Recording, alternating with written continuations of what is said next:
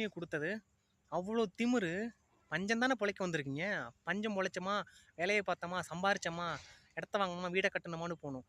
அங்கேருந்து வட இந்தியர் ஒருத்தனை 4-5 பேரா தெரியல. அந்த செய்தி வெளியில் வரவே இல்லை. திண்டுக்கல்ல காலவாசல் செங்கல் சூளையில் வேலை பார்த்துட்டு இருந்த தமிழ் பையனை அடிச்சே கொண்டிருக்கானுங்க. இவங்களுக்கு யார் இந்த வேலையை தைரியத்தை கொடுத்தது? ஏண்டா டேய், இந்த இதை பற்றி வெளியில் ஒரு நியூஸ் வரல. இதில் இவங்களுக்கு ஓட்டுரிமை வேறு தமிழ்நாட்டில் கொடுக்கணுமா? ஓட்டுரிமையை கொடுத்து குறிப்பிட்ட கட்சி தலைவர்கள் வந்து இங்கே ஆள்றதுக்கு மிச்சம் எல்லாமே மூட்டை கட்டிட்டு வெளியில் போகலாம். டேய் ஏன்டா, ஏன் இதில் தமிழர்கள் பாதி பேர் சப்போர்ட் வேறு. தமிழ்நாடு உங்கள் சொந்த நாடா, சொந்த மாநிலமா, விலைக்கா வாங்கியிருக்கோம், யார் வந்தாலும் இருக்கலான்னு. தமிழ்நாடு வந்தாரே வாழ வைக்கும் தான். யார் வந்தாலும் வாழலாம் போகலாம். அதுக்காக ஓட்டு உரிமையை கொடுத்துட்டு அவங்களை இங்கே நிலைநாட்ட முடியுமா? ஏன் பேசுகிற எல்லாருமே அங்கே வெளி மாநிலத்தில் போய் நீங்கள் இருக்க வேண்டியதானே? வெளி மாநிலத்தில் போய் நீங்கள் இருந்து அங்கே ஓட்டு உரிமை வாங்கி அங்கேயே செட்டில் ஆக முடியாது. இருக்க முடியுமா? உங்களால் இருக்க முடியாது.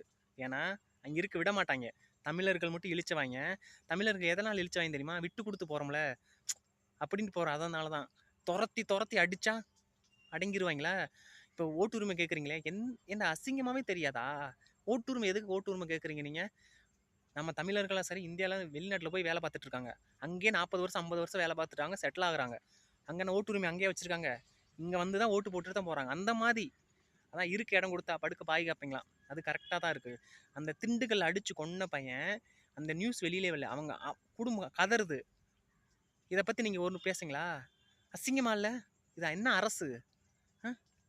2 அரசுமே தான் சொல்கிறேன். அப்போது நீங்கள் வந்து மத்திய அரசுக்கு கைக்கூலியாக இருக்கீங்களா? சொல்லிடுங்க, கைக்கூலியாக இருக்கீங்கண்ணா. இங்கே தமிழர்களுக்கு பாதுகாப்பே இல்லை.